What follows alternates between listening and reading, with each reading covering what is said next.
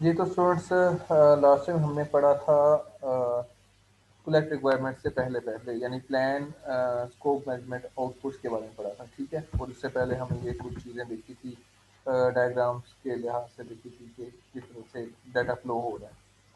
तो आज जो हमने पढ़ना है मज़ीद वो है कलेक्ट रिक्वायरमेंट्स, ठीक है।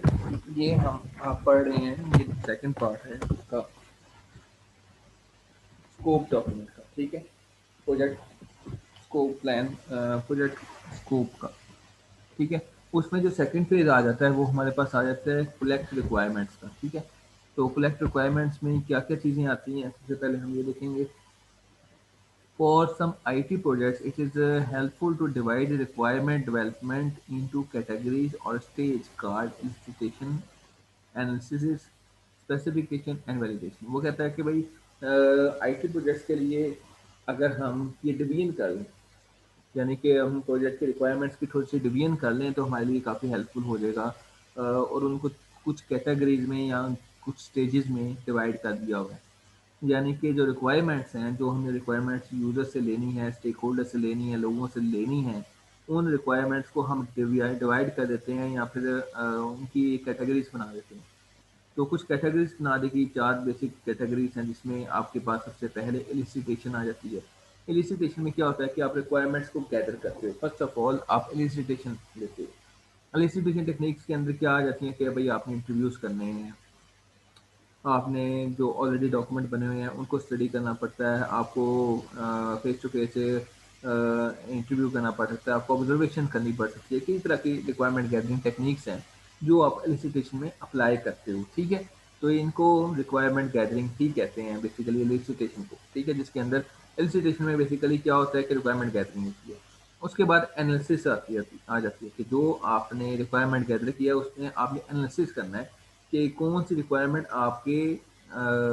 आपके बिजनेस को लेकर आगे जा सकती है और कौन सी नहीं जा सकती। मतलब कि आपने ये चीज़ें फाइंड आउट करनी है कि which one is better for you, या फिर आपने एनालाइज करना है कि कौन सी रिक्वायरमेंट्स हैं जो आपके लिए वाकई कारामद हैं। कुछ क्योंकि रिक्वायरमेंट गैदरिंग में कई चीज़ें ऐसी भी आ जाती हैं जो ओवरलैप भी कर सकती हैं।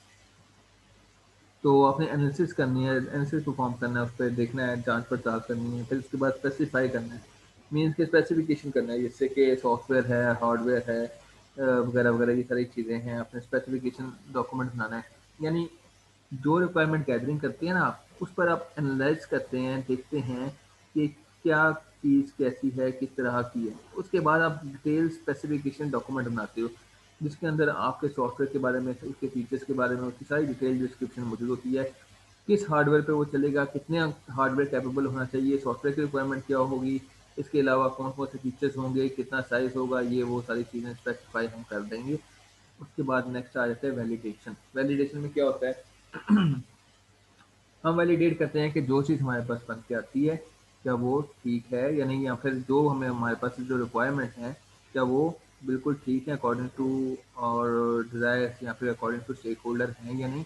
हम वो रिव्यू भी करवाएंगे उनसे ताकि हमें मेक श्योर हो जाए कि हम ठीक डायरेक्शन में जा रहे हैं। तो ये चीज़ आ जाती है बीच में। It is important to use iterative approach to defining requirements since they are often unclear early in the project. वो कहता है कि भाई जब भी आप रिक्वायरमेंट्स कलेक्ट करने जाएँ ना, तो आपको आइटरेटिव अप्रोच को यूज़ करना चाहिए। आइटरेटिव अप्रोच ये होती है कि पहले आप एक स्टेज यूज़ करें और उसमें आपने किसी स्पेसिफिक पॉइंट पर आपने रिक्वायरमेंट गैदर करनी है। उसके बाद नेक्स्ट टाइम या नेक्स्ट आइटरेशन पे आप फिर दोबारा से उस पर उसका पिछली का भी ज़िक्र करें और उससे आगे का भी ज़िक्र करें, ठीक है? इससे क्या होगा कि कुछ चीज़ें जो आपके स्टेक होल्डर के माइंड में भी अनक्लियर होती हैं या आपके लिए भी अनक्लियर हो सकती हैं, तो वो सारी क्लियर हो सकती हैं आइटरेटिव अप्रोच के साथ। क्योंकि जो रिक्वायरमेंट्स जब भी आप लेने जाते हो तो वो अनक्लियर ही होंगी शुरू में। स्टार्टिंग में जैसे-जैसे आप काम करना स्टार्ट करोगे, जैसे-जैसे आप रिक्वायरमेंट गैदर करोगे और आइटरेटिव अप्रोच के साथ बार-बार गैदर करने के लिए जाओगे, तो आपके पास काफ़ी चीज़ें जो हैं वो क्लियर होना शुरू हो जाएँगी, ठीक है? आप रिक्वायरमेंट को अच्छे से समझना शुरू हो जाएँगे। जैसे कि अकाउंट्स का अगर कोई सॉफ्टवेयर बना रहा है, तो आप अकाउंट्स को नहीं जानते, तो आपको वो समझाएगा कि भई ये इस तरह से अकाउंट को हम डील करते हैं। ये हमें चाहिए, फलां चाहिए, वो चाहिए, वगैरह वगैरह, पूरा बिजनेस आपको समझाएगा। तो आईटी प्रोजेक्ट्स के लिए एक चीज़ ज़रूरी होती है बेटा, आपने जब भी जो सबसे बेसिकली टफ टेक्निक भी होती है या टफ काम भी होता है जो आईटी वालों के लिए होता है, वो ये होता है कि बच्चे जब भी आपने कोई प्रोजेक्ट बनाना है, आपने उस प्रोजेक्ट के लिए जो प्रोडक्ट बना रहे हैं ना आप, उसको आपको समझना पड़ेगा और उस प्रोडक्ट को बनाने के पीछे जो भी रिक्वायरमेंट्स हैं उनको भी समझना पड़ता है। और वो रिक्वायरमेंट समझने का मतलब ये है कि आप अगले बंदे का बिजनेस समझ रहे हो, you are understanding the business. आपको उसने आपका यानी कि आपने ना उनका बिजनेस भी समझना है। ऐसा भी मुमकिन है कि वो रिक्वायरमेंट आपको उनकी की भी दे रहे हैं, तो आपने फिर अपने एनालिस्ट जो होता है ना, एनालिस्ट, उसका यही काम होता है कि वो एनालाइज करता है इन चीज़ों को। अगर क्योंकि जो आपका यूज़र होता है ना, उसको ज़रूरी नहीं कि वो बड़ा ही पढ़ा लिखा हो या फिर बहुत ही अच्छा हो, वो इन चीज़ों को जानता हो, ये इट्स अप टू यू। आपने रिक्वायरमेंट्स को उससे निकलवाना है, उसको बताना है, यूज़र खुद अनक्लियर होता है कि उसको क्या चाहिए। इसलिए ये सारा काम एनालिस्ट का होता है और सबसे ज़्यादा टाइम जो है, सॉरी, वो लगता भी रिक्वायरमेंट्स को है। ठीक है, डाटा कलेक्ट करना हम लोग क्या करते हैं, और नॉर्मली मैं अगर आपको दे दूं कि एक प्रोजेक्ट शेड्यूल करना है, तो आप क्या कहोगे, आप 2 हफ्ते में, 1 हफ्ते में कहोगे हम रिक्वायरमेंट गैदर कर लेनी है, दैट्स बात है। लेकिन ये गलत है। रिक्वायरमेंट्स गैदर करने में, एनालाइज करने में, उसको स्पेसिफाई करने में, वैलिडेट करने में, इसमें बहुत टाइम लगता है, एक एक माह, 2 2 माह लग जाते हैं। ठीक है, क्योंकि आपका जो फ्यूचर है ना, वो सारा इस पर डिपेंड कर रहा होता है। तो ये आइटरेटिव हो तो ज़रा अच्छा होता है। ठीक है, जैसे आप अजाइल मेथडोलॉजी यूज़ करते हो, तो वो क्या कहता है, रिक्वायरमेंट ली और रिक्वायरमेंट लेने के बाद जितना पूछा उतना बना के दे दिया, और फिर दोबारा पूछा कि हाँ भाई ये ठीक है, इतना ठीक था, इतना हजम हो जाता है आपको, मीन्स के इतना एक्सेप्टेबल है। और अगर वो एक्सेप्टेबल है तो फिर उसके बाद नेक्स्ट आइटरेशन पे काम करना है। लेकिन उसमें भी आप रिक्वायरमेंट्स को पहले गैदर करते हो, ठीक है, उसके बाद उस पर काम करना स्टार्ट करते हैं। पहले बिजनेस को समझना जरूरी होता है भाई, पहले बिजनेस को समझेंगे उसके बाद अगला काम होगा। ठीक है, नेक्स्ट हम देखते हैं।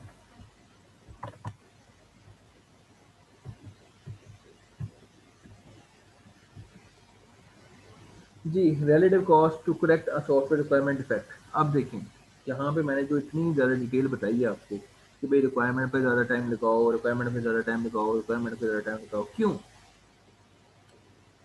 वो इसलिए कि देखो, हमें रिक्वायरमेंट का अगर कोई डिफेक्ट निकल आता है तो वो कितना वसनी पड़ता है हमें, यानी कितना मुश्किल पड़ता है, यानी कितनी कॉस्ट लग जाती है उसके ऊपर। ये सारा उसने डायग्राम के थ्रू बताया हुआ है। वो कह रहा है कि economic release decision model, insight into software project management, proceeds application of software measurement conferences. ये एक हवाला दिया उसने पेपर का। तो सॉफ्टवेयर रिक्वायरमेंट इफेक्ट जो है वो बता रहा है कि रिक्वायरमेंट जो ये हैं, ऑपरेशन डिज़ाइन में भी आपको इतना एफर्ट करनी पड़ी है, कोड में आपको इतनी ज़्यादा एफर्ट करनी पड़ी है, टेस्टिंग में आपको इतनी ज़्यादा, और ऑपरेशन में आपको इतनी ज़्यादा एफर्ट करनी पड़ी है। तो relative cost to correct defect, एक डिफेक्ट को ना करेक्ट करने के लिए आपको इतना ज़्यादा काम करना पड़ता है और इतना ज़्यादा कॉस्ट लग जाती है। तो इसलिए ये जो आपकी कहते हैं ना कि रिक्वायरमेंट्स हैं, ये बहुत ज़्यादा मैटर करती हैं। ठीक है, तो कुछ मेथड्स हम डिस्कस कर लेते हैं। ठीक है, कुछ मेथड्स हैं जो रिक्वायरमेंट्स को गैदर करने के लिए यूज़ किए जाते हैं, जो आप लोग यूज़ करोगे, जो आपको चाहिए यूज़ करना अपने प्रोजेक्ट्स के अंदर या फाइनल ईयर प्रोजेक्ट्स में। वो क्या है, वो इंटरव्यू है। सबसे पहले मैंने इंटरव्यू का जिक्र पहले भी किया था, अभी भी कह रहा हूँ कि भाई आपको इंटरव्यूइंग करनी है। इंटरव्यूइंग में क्या होता है कि जो स्टेक होल्डर है, जो यूज़र है, जो वो आपके पास बंदा है, आपके पास प्रोजेक्ट लेकर अपना, या फिर अपना एक प्रोजेक्ट के बारे में बताने से मुझे भाई इसका सॉफ्टवेयर बना दें या इसका एक सोल्यूशन मुझे प्रोवाइड कर दें। तो सबसे पहले तो आपने क्या करना है, इंटरव्यू करना है उस बंदे से, उसकी कंपनी से, उसी कंपनी के मैनेजर से, उसके जो नीचे वाले स्टाफ है जिन्हें यूज़ करना है उनसे। यानी काफ़ी जगह पर आप इंटरव्यू करे हुए, सर्वे भी फिल करवा सकते हो, फिलिंग भी करवा सकते हो, क्वेश्चनर भी जो है वो भी आप दे सकते हो, पूछ सकते हो। और focus groups and facilitated workshop. Focus group क्या मतलब कि जो जिस पर आप काम करना चाह रहे हो ना, मीन्स के ये नहीं कि अब फर्स्ट करो आपने पे रोल पे काम करना है, तो पे रोल का काम जो है वो एचआर का होता है। तो ह्यूमन रिसोर्स के पास तो आपको जाना चाहिए एचआर के पास और अकाउंट्स के पास। ये दो डिपार्टमेंट जो हैं ये पे रोल के साथ मुंसलिक होंगे क्योंकि उन्हें सैलरीज देनी होती हैं। पे रोल का मतलब होता है सैलरी डिलीवर करना अपने वर्कर्स को, अपने एम्प्लॉयज़ को, मैनेजर्स को, स्टेक होल्डर्स को, वट जो भी। तो अगर आपने पे रोल का एक सॉफ्टवेयर बनाना है, एक छोटा सा सिस्टम बनाना है आपने, तो कितने डिपार्टमेंट्स इन्वॉल्व हैं? ऑर्गेनाइजेशन तो बहुत बड़ी है। फर्स्ट करें एडिड यूनिवर्सिटी है, तो पे रोल बनानी है, तो पे रोल का सॉफ्टवेयर एडिड यूनिवर्सिटी में बनाना है, तो मुझे ये बताया जाए कि आप पूरी एडिड यूनिवर्सिटी को इन्वॉल्व कर दिया जाएगा? नहीं। क्या होगा, फोकस ग्रुप करेंगे हम। ठीक है, क्या करेंगे, ग्रुप्स फोकस करेंगे भाई डिपार्टमेंट कौन से हैं इसमें इन्वॉल्व होते हैं, इसमें कौन से डिपार्टमेंट का काम है, कौन सा डिपार्टमेंट इन्वॉल्व है। एचआर इन्वॉल्व हो सकता है, चलो मान लिया। एचआर से हमें वो लिस्ट मिल जाएगी जिस चीज़ को हमने डिलीवर करनी है सैलरी। ठीक है, वो ह्यूमन रिसोर्स डिपार्टमेंट के पास सारी लिस्ट होती है। हमें डिपार्टमेंट टू डिपार्टमेंट वेरी करके उनके बंदे उठाने की जरूरत नहीं है। एचआर डिपार्टमेंट हमें बता देगा कि कितने एम्प्लॉयज़ हैं, कितने वर्कर्स हैं, किसकी क्या सैलरी है, किसकी क्या है, वगैरह वगैरह, वो सारा हमें बता देगा। अकाउंट से हम मुंसलिक हो सकते हैं, यानी इधर से हम सारा डाटा निकलवा सकते हैं, पूछ सकते हैं। इधर से हम इनके जो वर्किंग एरियाज हैं या जो ये काम कर रहे हैं इनसे हम पूछ सकते हैं भाई आप काम किस तरह से करते हो, आपको किस तरह का काम चाहिए, आप की रिक्वायरमेंट्स क्या हैं। ये सारा कुछ हम फोकस ग्रुप से भी ले सकते हैं। ठीक है, फिर इसके अलावा ब्रेन स्टॉर्मिंग यूज होती है। ब्रेन स्टॉर्मिंग क्या होता है, using group creativity and decision making techniques. इसमें क्या होता है कि भाई एक यूँ समझ लो बोर्ड ऑफ मीटिंग्स जो होती हैं जैसे, या फिर आपकी टीम के साथ आपकी अपनी मीटिंग होती है, उसमें आप कोई प्रॉब्लम दे देते हो और कहते हो कि इसके डिफरेंट सोल्यूशन प्रोवाइड करें। तो हर कोई बंदा उस पर सोचता है और अपनी काबिलियत के मुताबिक उस ऊपर कोई ना कोई उसका सोल्यूशन प्रोवाइड करता है। ठीक है, अपनी अपनी सोच के मुताबिक, इसे ब्रेन कहते हैं। यानी कि मैं अगर आपको अभी इस टाइम पे कोई सिचुएशन दे दूँ कि बेटा आप इस तरह से इस सिचुएशन में क्या काम करोगे, तो हर एक को दूंगा। क्लास में अगर फर्स्ट करें 20 स्टूडेंट्स हैं या 50 स्टूडेंट्स हैं, तो 50 स्टूडेंट्स सोचेंगे इस चीज़ के बारे में और फिर अपना जो भी उन्होंने सोचा है उस पर वो लिख कर बताएंगे। उनमें से फिर मैं डिसाइड करूंगा कि विच वन इज बेटर और नॉट, या फिर उसके बाद हम डिसीजन मेकिंग करेंगे या डिसीजन मेकिंग टेक्निक्स होंगी। बेसिकली ये डिसीजन मेकिंग टेक्निक है क्योंकि इसमें हमारे पास मुख्तलिफ राय आ जाती हैं।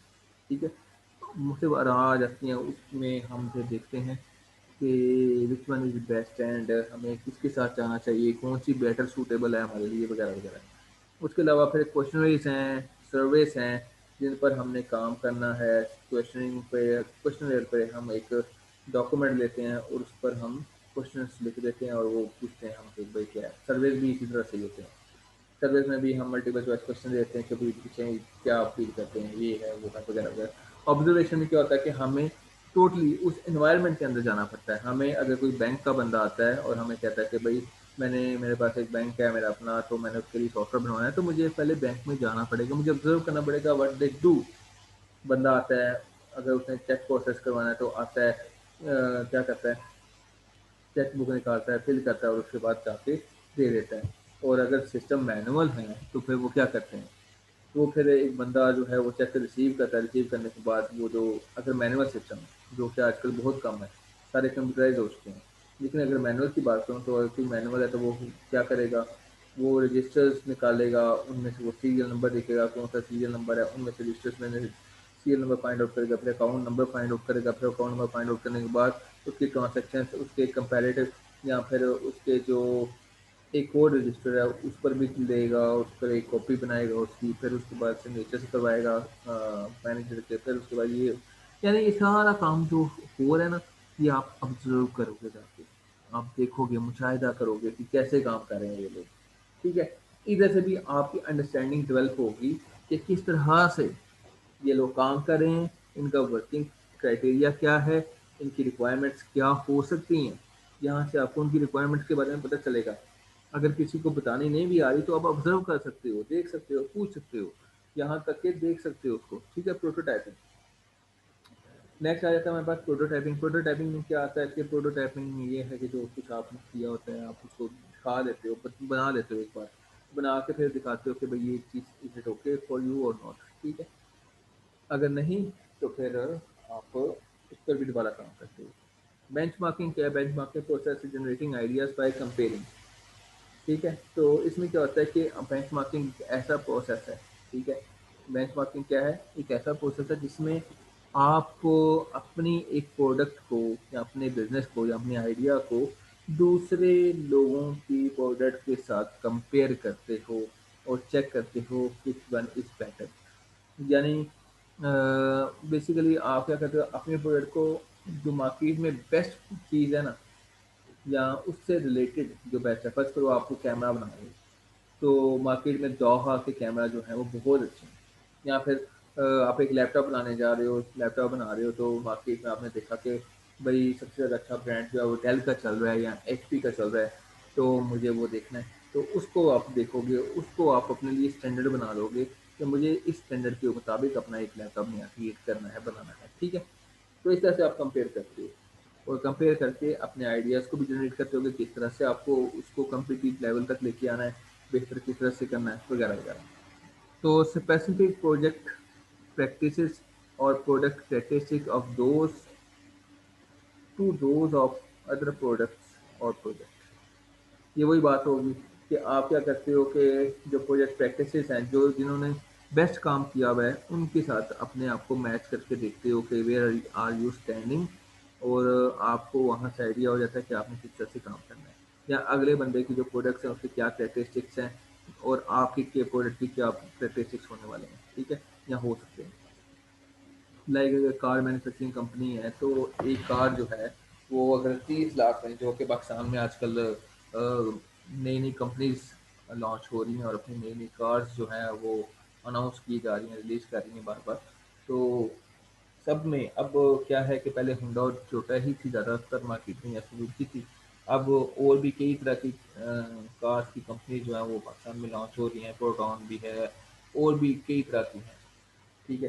तो हर एक के जो डिफरेंट फीचर्स हैं, कौन क्या ऑफर कर रहा है, क्या ऑफर नहीं कर रहा है, यानी कि जो जो कंपनी अपनी कार लॉन्च कर रही है उसको ज़ाहिर बात है जो मार्केट पोजीशन है और मार्केट के अंदर जो कार भी जो भी कार है उसमें आपने देखना है कि भाई कितने कितने की वो दे रहे हैं, ठीक है, और क्या क्या फीचर्स वो दे रहे हैं। तो उस हिसाब से आपने अपने प्रोडक्ट को भी एडजस्ट करना है और अपने प्रोडक्ट को भी लॉन्च करना होता है उसी हिसाब से, ठीक है।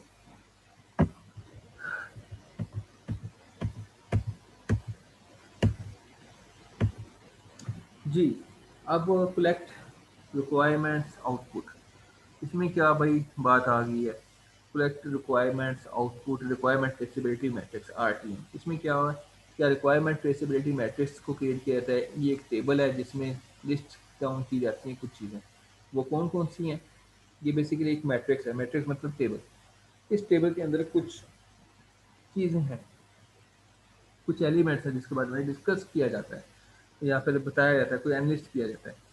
वो कौन सी हैं जनाब, आपकी रिक्वायरमेंट्स हैं सबसे पहले। फिर requirements, various attributes of each requirement, and the status of the requirement to ensure that all requirements are addressed। इसमें क्या है कि सैम्पल एंट्री इन आरटीएम, वो कह रहा है कि एक रिक्वायरमेंट टेबल बनाया जाता है, रिक्वायरमेंट ट्रेसिबिलिटी मैट्रिक्स, उसके अंदर मुख्तलिफ एट्रीब्यूट्स जो है रिक्वायरमेंट के मुतल्लिक रखी जाती हैं। यानी कि रिक्वायरमेंट नंबर 32, उसके अंदर क्या है, नेम क्या है, लैपटॉप मेमोरी, कैटेगरी क्या होगी उसकी, जी वो हार्डवेयर है, यानी कि लैपटॉप मेमोरी वाली बात है, फिजिकल होगी, यानी कि हार्डवेयर होगी, लॉजिकल नहीं है। सोर्स क्या है, project charter in and corporate laptop specification. वो क्या कह रहा है कि जी आप लैपटॉप बना रहे हैं, तो क्या हो रहा है कि जो प्रोजेक्ट चार्टर में क्या, मतलब मैंने बताया था कि वो इनिशियल डॉक्यूमेंट है जो कि आपके ऑब्जेक्टिव को बता रहा होता है, ठीक है। प्रोजेक्ट चार्टर एक ऐसा डॉक्यूमेंट है जो कि आपके ऑब्जेक्टिव को बताता है कि आपका प्रोजेक्ट का ऑब्जेक्टिव क्या है और उसकी थोड़ी सी डिटेल स्पेसिफिकेशन। तो इसमें क्या है, सोर्स क्या बताई उसने कि भाई ये इस रिक्वायरमेंट का जो सोर्स होगा वो क्या होगा आपके लिए, आपके पास वो होगा, वो क्या है आपका source, sorry, project charter and corporate laptop specification, ठीक है। उसके बाद आपकी स्टेटस आ जाती है। स्टेटस में क्या है कि status of requirement to ensure that all requirements are addressed. Status क्या है कि वो कंप्लीट है या इनकम्प्लीट है। Laptop ordered meet requirements by having 4 GB memory. वो कह रहा है कि स्टेटस क्या है इसका, कंप्लीट है, क्योंकि हमने जो डिसाइड किया था प्रोजेक्ट चार्टर में और उसकी जो सोर्स में जो भी चीज़ें थी वो मीट कर गई हैं, यानी कि वो कंप्लीट हो चुकी हैं, कंप्लीट है वो, ठीक है। और laptop ordered meet requirements by having 4 GB of RAM memory. ठीक है, तो वो कह रहा है कि जी लैपटॉप जो हमने ऑर्डर किए थे या ऑर्डर जो हुए थे उनकी रिक्वायरमेंट जो है 4 GB मेमोरी की वो पूरी हो गई है, यानी कि इसका स्टेटस कंप्लीट है। और कैटेगरी इसकी कौन सी थी? हार्डवेयर थी। नेम क्या था? Laptop memory. और रिक्वायरमेंट नंबर R32। फिर इससे आगे जो नेक्स्ट आएगी R33 आएगी, वो मे बी आपकी हार्ड डिस्क की हो, तो उसके मुताबिक हो लैपटॉप। जो परमानेंट मेमोरी उसकी आ सकती है। फिर ये भी हार्डवेयर है, फिर इसका भी सोर्स ये हो सकता है और स्टेटस उसका जो भी होगा वो देखा जाएगा। इस तरह से ना रिक्वायरमेंट ट्रेसेबिलिटी मैट्रिक्स बनाया जाता है कि ये बेसिकली हम रिक्वायरमेंट को ट्रेस कर रहे हैं कि भाई कि यहाँ इस स्टेटस से हमें पता चल जाएगा कौन सा जो है रिक्वायरमेंट हमारी वो कंप्लीट है और कौन सी इनकम्प्लीट नहीं है, यानी कि कौन सी कंप्लीट नहीं है कौन सी इनकम्प्लीट है। तो एक ये सैम्पल एंट्री दे दी थी हमने, ठीक है। अब उसके बाद हमें जो नेक्स्ट देखना है वो है डिफाइन स्कोप आउटपुट। ठीक है, अब यहाँ पे क्या हो रहा है? स्कोप आउटपुट हम डिफाइन करने जा रहे हैं कि स्कोप का आउटपुट क्या होगा। Project scope statements include at least a product scope description, product user acceptance criteria, detailed information on all project deliverables, other scope related information such as project boundaries, constraints and assumptions। ठीक है, अब ये क्या कह रहा है? ये कह रहा है कि डिफाइन स्कोप आउटपुट। भाई आपके स्कोप की आउटपुट क्या हो सकती है? वो कह रहा है कि जी आपके प्रोडक्ट के स्कोप डिस्क्रिप्शन होगी कि आपका प्रोडक्ट जो है वो किस हद तक आप उसको लेके जा रहे हो। ठीक है, फिर उसका जब आपकी प्रोडक्ट जो है विद रिक्वायर्ड फीचर्स वो बन जाती है, तो फिर उसका यूज़र एक्सेप्टेंस क्राइटेरिया क्या होगा? ठीक है, यानी कि ऐसे क्या क्या काम करेंगे आप कि वो एक्सेप्ट हो सके। अगर फर्ज करो एक प्रोडक्ट है, एक मोबाइल है आपने बनाया, तो उस मोबाइल के अंदर आप ये फीचर रखते हो कि वो कोई भी उसके अंदर यानी वो एंड्रॉयड होगा और वो इंस्टॉलेशन कर सकता है, एप्लिक इंस्टॉल कर सकता है, उसके अंदर वाईफाई होनी चाहिए, उसका कैमरा होना चाहिए, उसकी जो रैम है ये इतनी होनी चाहिए और उसके हार्ड डिस्क जो है वो 32 40 64 इतनी होनी चाहिए, वगैरह वगैरह। आपने वो सारा स्पेसिफाई कर दिया यहाँ पे। अब उसके बाद एक्सेप्टेंस आपने देखनी है, तो आपने टेस्ट करना है कि वाकई ही जो हमने डिसाइड किया था क्या वाकई ही वही चीज़ बनी है, वही फीचर्स के साथ बनी है। उसका कैमरे का रिजल्ट चेक किया जाएगा, कैमरे के रिजल्ट के अलावा उसकी बैटरी टेस्ट की जाएगी, उसके बाद बाकी चीज़ें चेक की जाएंगी, यानी हर चीज़ वाईफाई के साथ कनेक्ट करके देखा जाएगा, 5.0 वाईफाई के साथ कनेक्ट करके देखा जाएगा, वगैरह वगैरह। ये सारी चीज़ें हम या फिर वो क्या कहते हैं ब्लूटूथ के साथ मैच करके देखा जाएगा, जो भी है ये सारा कुछ हम इस तरह से देखेंगे। ठीक है, और उसके बाद हम एक्सेप्टेंस क्राइटेरिया बनाएंगे कि अगर ये इस स्टैंडर्ड पे पूरा उतरता है तो फिर हमारी एक्सेप्ट प्रोडक्ट का एक्सेप्टेंस क्राइटेरिया होगा। Detail information on all project deliverables. क्या होगा कि जितने भी डिलीवरेबल्स हमने क्रिएट किए हैं, देखें एक ही बार में प्रोडक्ट को लॉन्च नहीं कर दिया जाता, न कि यहाँ प्रोजेक्ट के डिलीवरेबल्स नहीं दिए जाते। इसमें तो यूज़र जो है उसको पता ही नहीं चलेगा कि क्या बन रहा है क्या नहीं बन रहा। ठीक है, तो डिलीवरेबल्स में ये होता है कि समझ लें कि माइलस्टोन, समझ लें कि एक तरह का माइलस्टोन है जो हमने एक बार अचीव कर लिया, फिर संगे मिली जो होता है वो हमने अचीव कर लिया, फिर अगला अचीव कर लिया, यानी कि 2 3 4 5 6 जितने भी हमारे प्रोजेक्ट के डिलीवरेबल्स बन सकते हैं हमने वो बनाए। और हर डिलीवरेबल पर हमने उसकी पूरी डिटेल इंफॉर्मेशन दी कि इस डिलीवरेबल के ऊपर हमने ये सारा काम किया है, उसका एक्सेप्टेंस क्राइटेरिया ये था, स्कोप ये था, वगैरह वगैरह सारी चीज़ें ये थी। तो हमने ये डिलीवरेबल क्रिएट किया और करते करते करते जब सारे डिलीवरेबल कंप्लीट हो जाएंगे तो हम उसकी इंटीग्रेशन करके पूरे प्रोजेक्ट के तौर पे वो प्रोडक्ट पूरी बना सकते हैं। ठीक है, तो अब नेक्स्ट बात आ गई अदर स्कोप रिलेटेड इंफॉर्मेशन। ठीक है, कि बाकी जो स्कोप रिलेटेड इंफॉर्मेशन है वो सच एज जैसे कि आपकी बाउंड्रीज हैं, कंस्ट्रेंट्स हैं, असम्पशंस हैं। असम्पशंस मीन्स कि जो भी आपको लगता है कि ये ऐसा हो सकता है। कंस्ट्रेंट्स जो लिमिटेशंस हैं, बाउंड्रीज के किस हद तक रहना है, यानी ये सारी इंफॉर्मेशन जो है वो आपकी स्कोप आउटपुट के अंदर आएगी। ठीक है, as time progresses the scope of a project should become more clear and specific. वो कहते हैं जैसे जैसे वक्त गुजरता है ना और आप काम करते रहते हो उस पर, तो स्कोप जो होता है आपको प्रोजेक्ट का वो क्लियर हो जाता है, यानी आपको पता चलता रहता है कि हमने क्या बनाना है एक्चुअली में एग्जैक्टली। और वो स्पेसिफिक भी हो जाता है। ठीक है, सैम्पल प्रोजेक्ट चार्टर, ये देखें एक टेबल बनाया, ठीक है 5.2, उसमें क्या है, ये प्रोजेक्ट चार्टर के बारे में बताया गया है। ठीक है, ये आप कहते हो ना, अगर आपने देखना हो प्रैक्टिकली कि प्रोजेक्ट चार्टर, सर आपने प्रोजेक्ट चार्टर के बारे में बताया कि ये भी होता है, ये भी होता है, ये भी होता है, तो हमें दिखाएं भी तो सही ना। तो बेटा ये देख लो, ये सैंपल है प्रोजेक्ट चार्टर का, पार्शल है, ये कंप्लीट नहीं है। ठीक है, ये पार्शल है, मे बी नेक्स्ट स्लाइड में ये कंप्लीट हो जाए। तो बहरहाल ये इसके बारे में मैं आपको बता दूं ज़रा।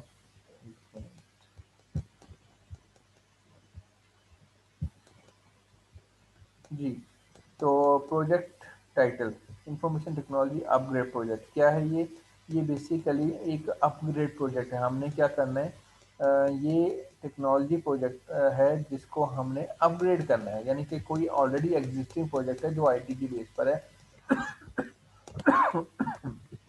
सॉरी, हमने उसको अपग्रेड करना है। ठीक है, तो प्रोजेक्ट की स्टार्ट डेट क्या होगी, 4 मार्च, और एंड डेट क्या है उसकी, December 4, यानी कि हमारे पास यूँ समझ लें कि 9 माह है, 10, 11, 12, हाँ 9 माह है या 10 माह है, इतने माह हैं हमारे पास। ठीक है, तो इतने माह में हमने ये काम करना है। की शेड्यूल क्या है, माइलस्टोन्स क्या होंगे उसके, यानी कि समझ लो deliverables, inventory update completed April 15। ठीक है, कि क्या डिलीवरेबल्स हो सकते हैं उसके, माइलस्टोन क्या, संगी मिल्स क्या होंगे उनके। इन्वेंट्री अपडेट कंप्लीट, यानी कि हमने जो इन्वेंट्री को अपडेट करना है वो April 15 तक होगी। हार्डवेयर एंड सॉफ्टवेयर एक्वायर्ड अगस्त यकम तक, यकम अगस्त तक इंस्टॉलेशन कंप्लीट हो जाएगी 1 अक्टूबर तक, एंड टेस्टिंग कंप्लीट होगी 15 नवंबर तक, और उसके बाद हम ये डिलीवर कर देंगे 4 दिसंबर तक फुल टेस्टिंग के बाद। बजट इंफॉर्मेशन जो है वो इतने ज़्यादा बजट है, काफ़ी ज़्यादा बजट दिया हुआ है उन्होंने। For hardware and a software cost and it almost 500,000, यानी कि 5 लाख रुपया फॉर लेबर कॉस्ट, $5 लाख। तो ये इस तरह से लेबर कॉस्ट आपकी, ठीक है, $5 लाख। और ये तकरीबन यूँ समझ लें 1 करोड़ है आई थिंक, वट एवर। तो प्रोजेक्ट मैनेजर जो है वो किम नेओन जो है, वट एवर जो भी है उसका नाम, वो प्रोजेक्ट मैनेजर है इसका। प्रोजेक्ट के ऑब्जेक्टिव्स क्या होंगे, ये बताया था ना प्रोजेक्ट डाटा के अंदर क्या क्या हो सकता है। प्रोजेक्ट ऑब्जेक्टिव क्या है, upgrade hardware and software for all employees approximately 2000, यानी हमने हार्डवेयर और सॉफ्टवेयर दोनों जो है सारे एम्प्लॉयज़ के लिए हमने क्या करने हैं, अपग्रेड करना है। ठीक है, और अप्रॉक्सीमेटली कितने एम्प्लॉयज़ हैं, 2000 विद इन 9 मंथ्स, 9 माह के टाइम में, based on the new corporate standard.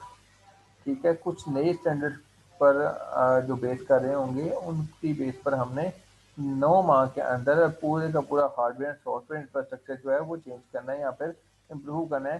C attach sheet describing the new standards, वो कह रहा है कि भाई जो शीट इस डॉक्यूमेंट के साथ अटैच हुई है ना, उसको देखें न्यू स्टैंडर्ड्स के लिए कि नए स्टैंडर्ड्स कौन से हैं, किन स्टैंडर्ड्स के ऊपर हमने अपग्रेडेशंस करनी है। अपग्रेड में effect servers as well as associated network hardware and software. वो कहता है कि जी ये जो अपग्रेड है हो सकता है इफेक्ट करे आपके सर्वर के ऊपर भी और आपके नेटवर्क हार्डवेयर एंड सॉफ्टवेयर पे, क्योंकि अगर आप अपग्रेड करोगे तो जाहिर बात है हो सकता है आपका सर्वर और बाकी सारे नेटवर्क हार्डवेयर सॉफ्टवेयर हैं वो आपके बॉटल नेक कर क्रिएट कर लें। बॉटल नेक समझते हैं आप क्या होता है, बॉटल नेक ये है कि अगर आपके पास बॉटल नेक में ये होता है ना कि फ्लो कम हो जाता है एक इंफॉर्मेशन का, तो स्पीड का एग्जाम्पल सेट हो सकती है उससे। इसके अलावा main project success criteria, the hardware software and network upgrade must meet all written specification, be thoroughly tested and be completed in 9 months, employ work disruptions will be minimal. वो कह रहा है कि जी हार्डवेयर सॉफ्टवेयर और network upgrade जो हैं वो जो रिटर्न स्पेसिफिकेशन है उनके मुताबिक थॉरोली टेस्टेड भी होने चाहिए, उनके मुताबिक अपग्रेड भी होना चाहिए और कंप्लीट भी होना चाहिए 9 माह के अंदर अंदर, और एम्प्लॉय डिस्ट्रप्शन जो है वो कम से कम हो, मिनिमल हो, यानी कि एम्प्लॉय जो है वो डिस्ट्रैक्ट कम से कम हो, यानी कि वो अपना काम करता रहे, वो काम खराब ना हो। अप्रोच क्या, update IT inventory database to remain upgrade needs. वो कहता है भाई अब आप तो पहले आईटी इन्वेंट्री डेटाबेस को अपडेट करेंगे, ठीक है, और ये जानेंगे, पता चल जाएगा हमें वहाँ से कि अपग्रेड की क्या क्या जरूरत है। फिर क्या कहता है कि डेवलप करें detail cost estimate for project and report to CIO। ठीक है, वो कहता है कि भाई आपको क्या करना है, आपने डेवलप करना है कॉस्ट एस्टिमेशन पूरे प्रोजेक्ट के लिए और रिपोर्ट टू CIO। ठीक है, आपने CIO को रिपोर्ट भी करना है, ये कोई हायर अथॉरिटी होती है। Issue a request for quote to obtain hardware and software. ठीक है, आपने क्या करना है, एक रिक्वेस्ट इशू करनी है किस लिए, हार्डवेयर एंड सॉफ्टवेयर ऑब्टेन करने के लिए। Use internal staff as much as possible for planning analysis and installation. वो कहता है कि अपने ही स्टाफ को हम यूज़ करेंगे प्लानिंग एनालाइज करने के लिए और इंस्टॉलेशन के लिए, क्योंकि उनको ऑलरेडी हमारे स्ट्रक्चर का पता है। ठीक है, तो ये आपका एक सैम्पल प्रोजेक्ट चार्टर था, ये पार्शियल है, ये कंप्लीट नहीं है। ठीक है, ये कंप्लीट नहीं है, इसको कंप्लीट मत समझिएगा। फिर फर्दर आगे डिफाइनिंग स्कोप, अब वो क्या कह रहा है कि स्कोप डिफाइन किया जा रहा है। पहले क्या था, प्रोजेक्ट चार्टर था, अब उसके बाद ये सारे जो काम जो हमने पहले पढ़े हैं ना, जितने भी कि ये चीज़ें होनी चाहिए, वो सारे तकरीबन हमें रिव्यू करूँगा यहाँ पे एग्जाम्पल के थ्रू। ठीक है, तो यहाँ पे क्या हो रहा है, further defining project scope, upgrade में इफेक्ट सर्वर्स, यानी इसी बात कर रहा था कि स्कोप क्या है इसका। ठीक है, प्रोजेक्ट चार्टर के ऊपर, तो प्रोजेक्ट चार्टर पे ये दिखाई जा रहा था। अब project scope statement version 1 servers और प्रोजेक्ट स्कोप स्टेटमेंट 2 वर्जन 2। पहले वर्जन 1 है इसका, फिर वर्जन 2 है इसका। पहले वर्जन 1 पढ़ते हैं कि वर्जन 1 में प्रोजेक्ट स्कोप स्टेटमेंट क्या थी सर्वर्स के हवाले से। The if additional servers are required to support this project, they must be compatible with existing servers. If it is more economical to enhance existing servers, a detailed description of enhancement must be submitted to CIO for approval. See current server specification provided in attachment 6. The CEO must approve the detailed plan describing the servers and the location at least 2 weeks before installation. भाई वो version 1 में क्या कह रहा है project scope statement में, वो कह रहा है कि जी अगर आपको एडिशनल सर्वर्स चाहिए ना इस प्रोजेक्ट की सपोर्ट के लिए, मतलब कि अगर उन्होंने टेक्नोलॉजी को अपग्रेड करना था ना, तो जब अपग्रेड करने लगे हैं तो वो कहता है कि अगर आपको मजीद सर्वर चाहिए तो वो कंपेटेबल होने चाहिए आपके प्रीवियस या जो पहले वाले जो सर्वर पड़े हैं उनके साथ। ठीक है, और अगर हो सके इकोनॉमिकल हो, यानी कि ये अगर पैसे की थोड़ी बचत होती है जब चीज़ में, तो एग्जिस्टिंग सर्वर को ही बेहतर बनाया जा सके। ठीक है, तो डिटेल डिस्क्रिप्शन जो है एनहांसमेंट की वो यानी कि एक डिटेल समरी जो है जो भी आपने इसमें सोच विचार की है और जो भी इन्हांसमेंट आपने करनी है वो आप CIO को ना सबमिट कर दें अप्रूवल के लिए। और अगर ऐसा और इसके अलावा करंट सर्वर स्पेसिफिकेशन जो कि अटैचमेंट 6 में आपको मिल रही है वो भी आपने देखनी है। और CEO जो है वो डिटेल प्लान जो है जिसमें सर्वर्स और उसके लोकेशन के बारे में सारी सारी इंफॉर्मेशन है वो अप्रूव करेगा। ठीक है, इंस्टॉलेशन से 2 हफ्ते पहले। ठीक है, तो ये सारा वर्जन 1 में बताया गया। अब वर्जन 2 जो है जब थोड़ा सा काम हुआ तो क्या हुआ, वर्जन 2 आ गया आपके सामने। वर्जन 2 में आपके पास सर्वर्स हैं। The project will require purchasing 10 new servers to support web. अब यहाँ पे क्या गया कि प्रोजेक्ट को 10 न्यू सर्वर्स चाहिए वेब को, नेटवर्क को, डेटाबेस एप्लीकेशन को और प्रिंटिंग फंक्शंस को सपोर्ट करने के लिए। Virtualisation will be used to maximise efficiency. Virtualisation होती है कि यूँ समझ लें कि एक सर्वर ज़्यादा से ज़्यादा यूज़ हो रहा है, इस तरह से आप समझ सकते हैं इसको कि वर्चुअलाइजेशन यूज़ की जा रही है सर्वर से ज़्यादा से ज़्यादा काम लेने के लिए, एफिशिएंसी बढ़ाने के लिए। Detail description of servers are provided in the product. ठीक है, वो कह रहा है कि जो डिटेल डिस्क्रिप्शन है सर्वर्स की फिर वो भी प्रोडक्ट की प्रोवाइड कर दी गई है ब्रांचेस में in appendix 8 along with the plan describing where they will be located, कि कहाँ पे हमने उसको रखना है और किस तरह से उसकी डिस्क्रिप्शन होगी और वो मैंने मीन्स के वो किस तरह से काम करेंगे, वो सारा कुछ जो है ना अपेंडिक्स 8 में उन्होंने बता दिया। बट एवर मेन जो चीज़ है दोनों में क्या डिफरेंस आया, यहाँ पे बताया जा रहा था कि पहले ही आपने स्पेसिफाई करना है कि क्या न्यू सर्वर परचेज करने पड़े हैं तो वो कंपेटेबल होने चाहिए। यहाँ पे इन्होंने डिसाइड कर लिया कि भाई हमें नए 10 सर्वर चाहिए जो कि यूज़ किए जाएंगे अपना कामों के लिए और वर्चुअलाइजेशन जिसमें यूज़ होगी। ठीक है। तो यहाँ पर आपको इन दोनों स्टेटमेंट्स में वेरिएशन भी नज़र आनी चाहिए। वेरिएशन नज़र आ रही होगी कि वर्जन 2 में क्या था, वर्जन 1 में क्या है। ठीक है, तो यहाँ तक तो आपका आ गया, यहाँ तक आपके पास रिक्वायरमेंट्स के बारे में था सारी इंफॉर्मेशन। अब बात करते हैं वर्क ब्रेकडाउन स्ट्रक्चर के बारे में। वर्क ब्रेकडाउन स्ट्रक्चर के बारे में आपने पहले भी पढ़ा हुआ है, अभी भी हम थोड़ा सा इसको देख लेते हैं। ठीक है, तो वर्क ब्रेकडाउन स्ट्रक्चर क्या है? Is a deliverable oriented grouping of work involve in a project that define the total scope of a project. क्या है कि आपने क्या करना है, ग्रुपिंग कर दी है डिफरेंट कामों की। समझ लें, a deliverable oriented grouping of work involved in a project that defines total scope of a project। Basically क्या करते हो आप, ग्रुप्स को ग्रुपिंग कर लेते हो कुछ कामों की या कुछ वर्क की। ठीक है, लेकिन अगर जब उन ग्रुपिंग को कंबाइन कर दिया जाए तो आपका वही सारा प्रोजेक्ट बन जाता है। ठीक है, और WBS foundation document that provide the basis for planning and managing project schedules cost resources and training. Basically ये फाउंडेशन डॉक्यूमेंट माना जाता है क्योंकि जब हम ये काम करते हैं ना तो इसमें हमें छोटे छोटे पार्ट्स भी देखने को मिलते हैं काफ़ी डिटेल में। हम बड़ी बारीकी से देख सकते हैं कि किस फेज के अंदर किस काम के अंदर क्या क्या चीज़ें मजीद रिक्वायर्ड हो सकती हैं। अगर हम जितना डिटेल में जाएंगे, मैंने आपको थर्ड लेवल तक बताया हुआ है इसके बारे में कि ये आप इस तरह से जाके थर्ड कभी फोर्थ बना सकते हो, फिफ्थ भी बना सकते हो, सिक्स भी बना सकते हो। इस तरह से जितनी ज़्यादा डिटेल में जाएंगे उतनी ज़्यादा चीज़ें क्लियर भी होती रहेंगी और वहाँ से आपको पता चल जाएगा। प्लानिंग आपकी उतनी ज़्यादा अच्छी होती है, मैनेजिंग भी अच्छी हो जाती है, प्रोजेक्ट शेड्यूल भी आप मैनेज कर सकते हो, कॉस्ट के बारे में ज़्यादा अच्छा एस्टिमेशन लग सकता है, रिसोर्सेज का भी पता चल जाएगा कौन कौन से रिसोर्सेज चाहिए डिटेल्स के अंदर जाके। ठीक है, और फिर चेंजेस जब करने हैं तो वो भी पता चल जाएगा आपको, उसके लिए भी हैंडलिंग करना ईजी हो जाएगा आपको। तो इसको बनाने का तरीकाकार क्या है? Create a work based on structure, WBS technique या decomposition is dividing a project deliver into smaller pieces. हमें क्या करना है, प्रोजेक्ट को तोड़ देना है छोटे छोटे पीसेस में। Work package is a task at the lowest level of A WBS।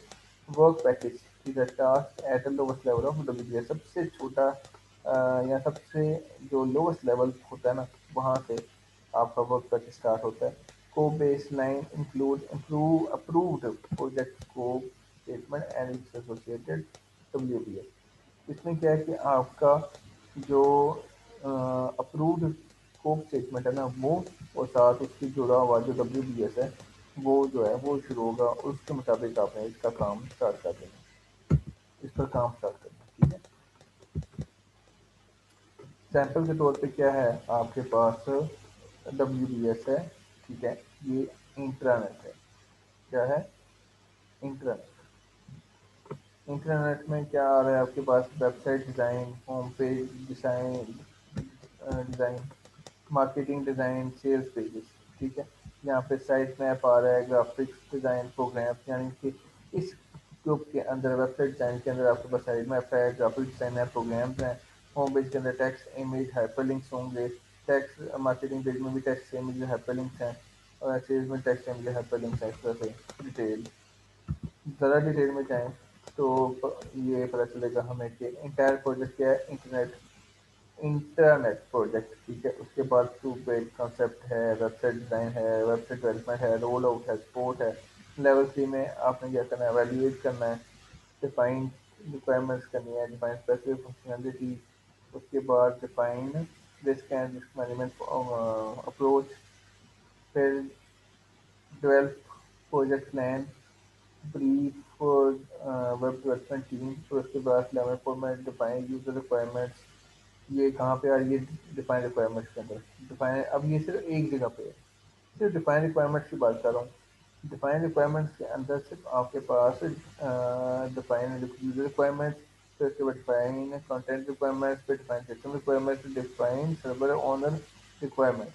देखो ये सिर्फ इसका एक फोर्थ लेवल बना है।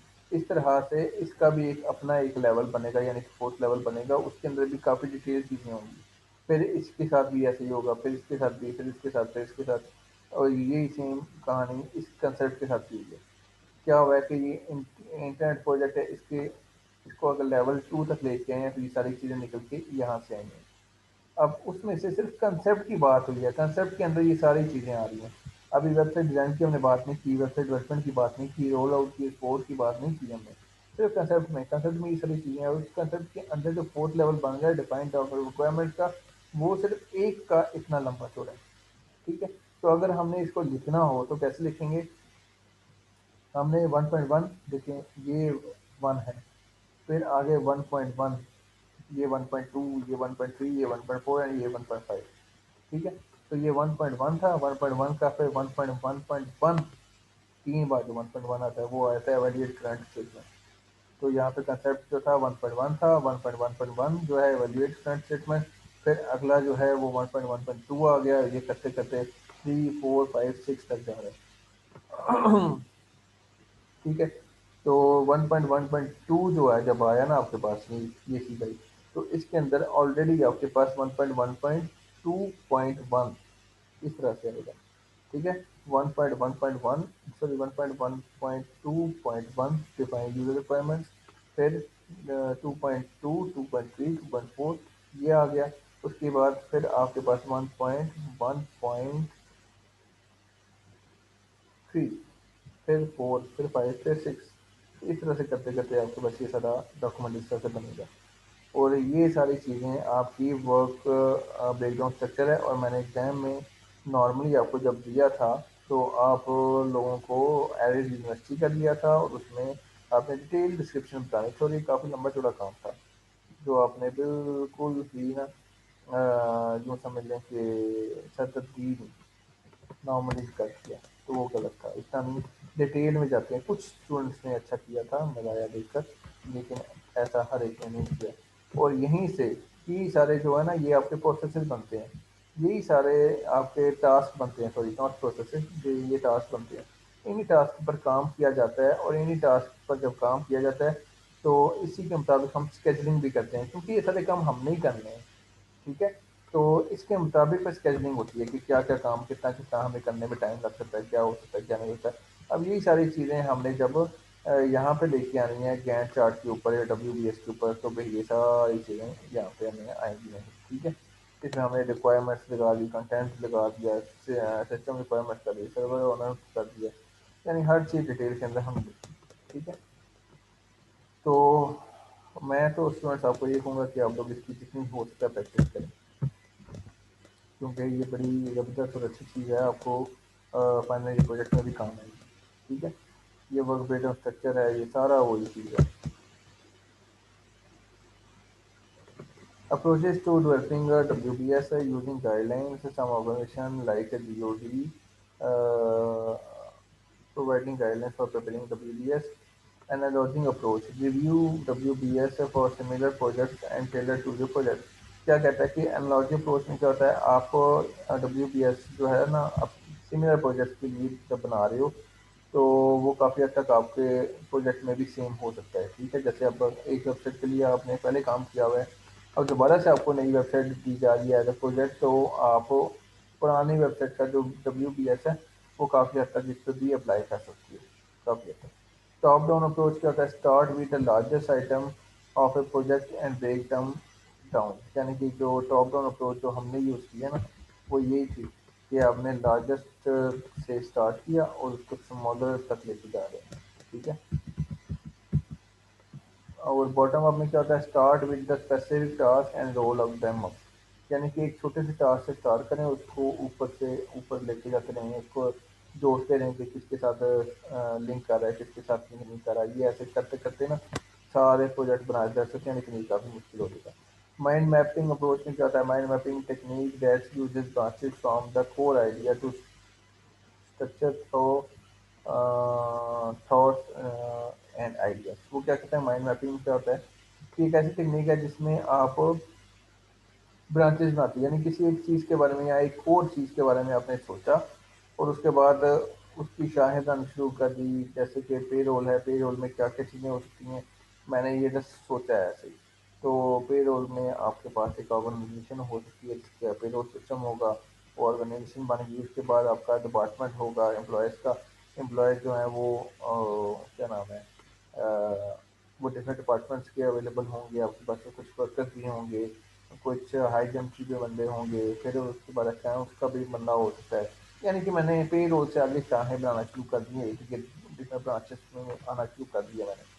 तो उसके बाद मैं फिर करते करते करते करते अगर यूनिवर्सिटी की बात हो रही है तो यूनिवर्सिटी में मैं डिपार्टमेंट तक जाऊँगा, physics department, math department, science department, IT department वगैरह वगैरह, इस तरह से करते करते मैं पहुँच जाऊँगा माइंड मैपिंग अप्रोच तक, ठीक है। तो माइंड मैपिंग क्या है, ये देख लो, ये क्रिएट WPS है। सबसे पहले काम क्या होना है, ये IT अपग्रेड प्रोजेक्ट जो मैंने अभी बताया था आपको, जिसकी हमने एग्जांपल देखी दी है। क्या हो रहा है, पहले प्रोजेक्ट मैनेजमेंट आ रही है, install hardware software, update inventory, acquire hardware and software. इसके बाद अपडेट इन्वेंट्री में क्या क्या चीज़ें परफॉर्म, फिजिकल इन्वेंट्री परफॉर्म करनी है, फिर अपडेट डेटाबेस करना है। उसके बाद एक्वायर सॉफ्टवेयर हार्डवेयर, तो इसमें सर्वर भी आपने एक्वायर करने हैं, यूजर हार्डवेयर भी एक्वायर करने हैं, लैपटॉप और डेस्कटॉप, इस तरह से। यानी कि कोर आइडिया आपका क्या था, अपडेट करना है आपने, इसके बाद आपने यहाँ से इस तरह से अपने WBS क्रिएट करना शुरू कर दिया।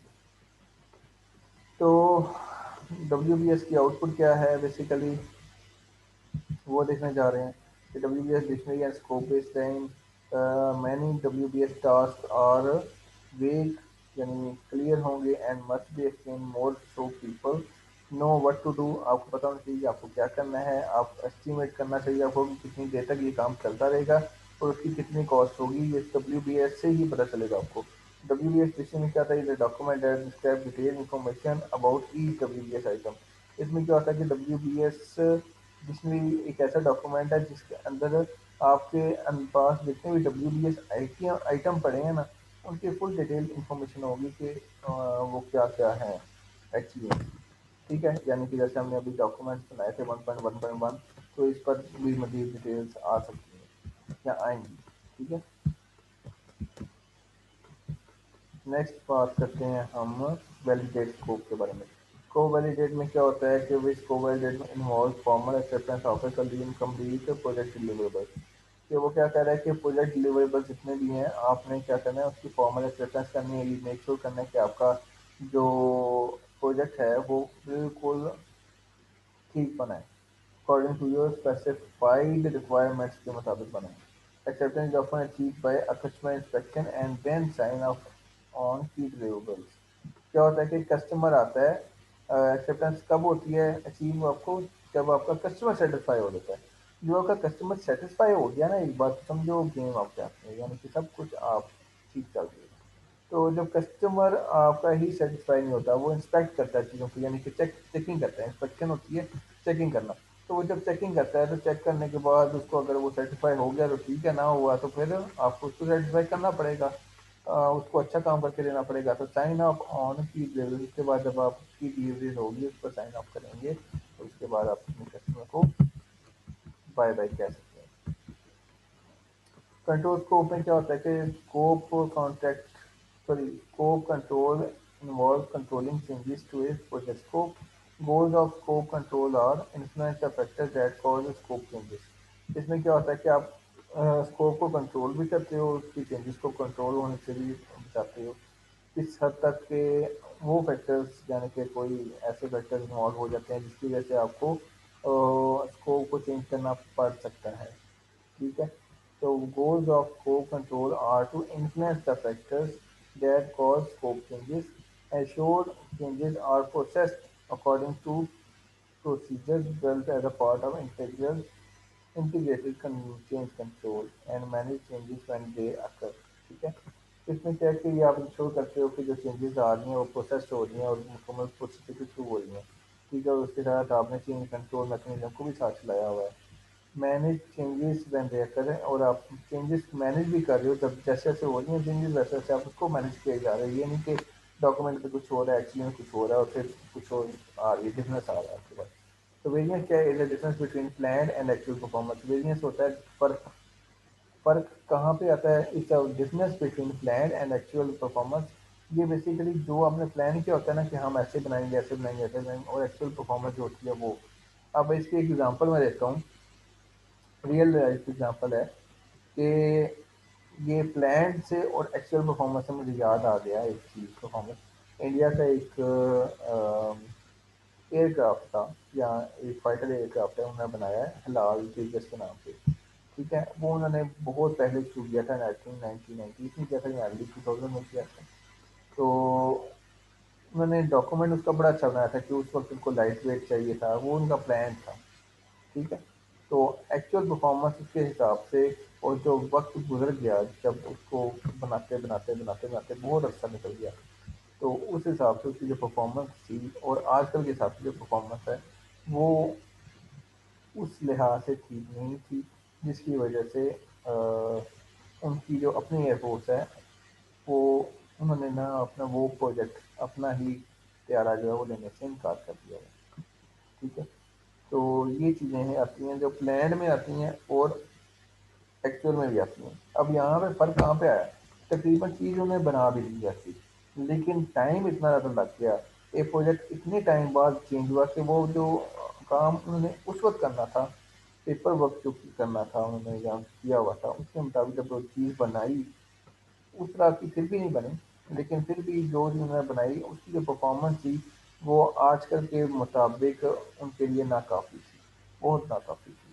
उनको कुछ और चाहिए था पाना, और जब बनाया उन्होंने, जब फ्यूचर प्रेडिक्शन की, तो फ्यूचर में तो लोग टेक्नोलॉजी जितनी ज़्यादा चेंज हो होती गई है होती गई है, उन्होंने सिर्फ अभी यूँ समझ लो कि एक पुतला ही बनाया और अंदर तो कुछ नहीं, एज सच कोई ऐसी बड़े फीचर्स नहीं डाले, यहाँ डाले हैं तो पूरे पूरे हैं। ठीक है, इस तरह से आगे बात, नेक्स्ट बात करते हैं best practices for avoiding scope problems. ठीक है, कुछ बेस्ट प्रैक्टिसेस हैं, वो आ गई आपके पास। ठीक है, कीप द स्कोप रियलिस्टिक, वो कहते हैं कि रियलिस्टिक स्कोप रखें, हवाओं में ना उड़े। ठीक है, don't make projects so large that they can't be completed. ठीक है, इतना बड़ा प्रोजेक्ट मत बनाएं या मत करें, don't make project so large that they can't be completed. Break large project into series of smaller ones, यानी कि WBS वाला काम जो है वो करें यहाँ पे, कि आपने क्या करना है, बड़े प्रोजेक्ट को छोटे सीरीज ऑफ स्मॉलर वंस में कन्वर्ट करें, ताकि उस पर वन बाय वन करके या पैरेलल करके काम करके उसको खत्म किया जा सके। ठीक है, involve user in a project scope management, आप यूज़र्स को इन्वॉल्व करें जो कि आप जिसके लिए आप प्रोजेक्ट बना रहे हैं या प्रोजेक्ट या जिसके लिए आप चला रहे हैं, उस यूज़र को आपने इन्वॉल्व करना है अपने साथ। असाइन की users to the project team and give them ownership, यानी कि आपने क्या करना है, जो मेन यूज़र्स हैं अपने टीम के अंदर रखें और उनको ओनरशिप दें of requirement definition and scope verification, मतलब कि वो रिक्वायरमेंट को डिफाइन भी कर सकें और स्कोप को वेरीफाई कर सकें, ये अथॉरिटी दे दें उनको। Follow good project management processes, ये जो अच्छे प्रोजेक्ट मैनेजमेंट प्रोसेस हैं उनको फॉलो करें जो कि बेस्ट प्रैक्टिस में चल रहे हैं, तो लोग इस जिनको यूज़ करें, बजाय कि अपने तजर्बे करने से, उल्टे से तजर्बे करने से लोगों के तजर्बों से फ़ायदा उठाएं और उन जो टॉप ऑफ दी ऑर्गेनाइजेशन हैं आपकी फील्ड की, उनको देखें और उन्हीं के जो बेस्ट प्रैक्टिस हैं उनको उठाएं। ठीक है, तो कुछ सजेशन हैं जो यूज़र इनपुट के लिए दी हैं, वो ये हैं, वो देख सकते हैं। Develop a good selection process and sponsors are from the user organisation, have a user on the project team is a important roles, यानी कि आप यूज़र्स जो प्रोजेक्ट टीम के अंदर रखें। Have a regular meetings with defined agendas and have a user sign off, क्या है कि आप रेगुलर मीटिंग रखें अपने यूज़र्स के साथ। ठीक है, और डिफाइंड एजेंडा पे, यानी एजेंडा डिफाइन कर लें कि हमने इस पे रखनी है या ये काम करना है हमें और ये चीज़ पूछनी है हमें यूज़र से। ठीक है, वो ज़रूर आपने सोचना है इस बारे में। फिर deliver something to a users and sponsor on regular basis, यानी कि जो रेगुलर बेसिस है ना, यहाँ पे आपने सोचा हुआ है कि इतने टाइम बाद हम यूज़र को कोई ना कोई प्रोडक्ट या प्रोटोटाइप देंगे, तो वो आप ज़रूर करें, कुछ ना कुछ यूज़र को डिलीवर करें ताकि उनको पता चल जाए कि भाई हाँ कोई काम हो रहा है। Don't promise to deliver when know you can't.